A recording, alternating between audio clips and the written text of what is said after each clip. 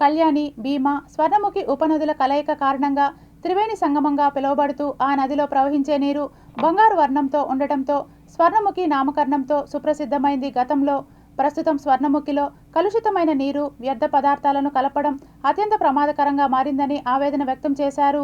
BJP senior నేత నవీన్ కుమార్ రెడ్డి ముఖ్యమంత్రి చంద్రబాబు నాయుడు తక్షణం జోక్యం చేసుకుని స్వర్ణముఖి నదికి పూర్వ వైభవం తీసుకురావాలని ఆయన ఈ సందర్భంగా డిమాండ్ చేశారు.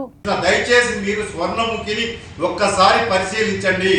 శ్రీనివాస మంగాపురం నుంచి కాళహస్తి వరకు వెళ్తున్నటువంటి ఆ స్వర్ణముఖి పరివాహక ప్రాంతాలలో కొన్ని చోట్ల కలుషితమైనటువంటి నీళ్లు కలిపేయడంతో దుర్గంధం వెదజల్లుతా ఉంది.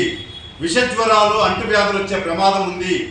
అక్కడ ఒక చోట చూస్తే మరీ దారుణంగా వేస్ట్ మెటీరియల్, నాన్ వెజ్కి సంబంధించినటువంటి వేస్ట్ మెటీరియల్ కూడా స్వర్ణముఖి కాలువల్లో పోసేస్తున్నారండి. రాత్రిపూట లారీల్లో తీసుకొచ్చి, ఇది చాలా దౌర్భాగ్యం. ఇది నేను జిల్లా కలెక్టర్ గారిని, సంబంధిత అధికారులని విజ్ఞప్తి చేస్తున్నాను. వెంటనే మీరు తనిఖీలు చేసి అక్కడ సూచిక బోర్డులు పెట్టండి.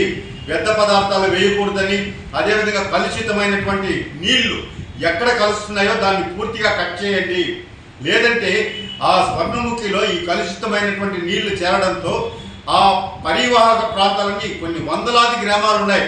స్వర్ణముఖికి అటువైపు ఇటువైపు ఈ నీళ్ళంతా కూడా భూగర్భ జలాల్లో అడుగంటిపోయి ఆ తాగే నీళ్లలో, బోర్లలో, బావుల్లో అన్నిట్లో కూడా నీళ్లు కలుషితమైపోయి ప్రాణ నష్టం జరిగే అవకాశాలు ఉన్నాయి. కాబట్టి జిల్లా అధికార యంత్రాంగం కలెక్టర్ గారి ఆదేశాలతో వెంటనే ఆ స్వర్ణముఖిలో ప్రత్యేకమైనటువంటి తనిఖీలు చేసి ఎవరైతే ఈ నీళ్లు వదిలేస్తున్నారో, పారిశుద్ధ్యం నీళ్లు, ఇవన్నింటినీ కూడా కట్ చేయాలని చెప్పని, స్వర్ణముఖిని సంరక్షించాలని చెప్పి నేను విజ్ఞప్తి చేస్తున్నాను.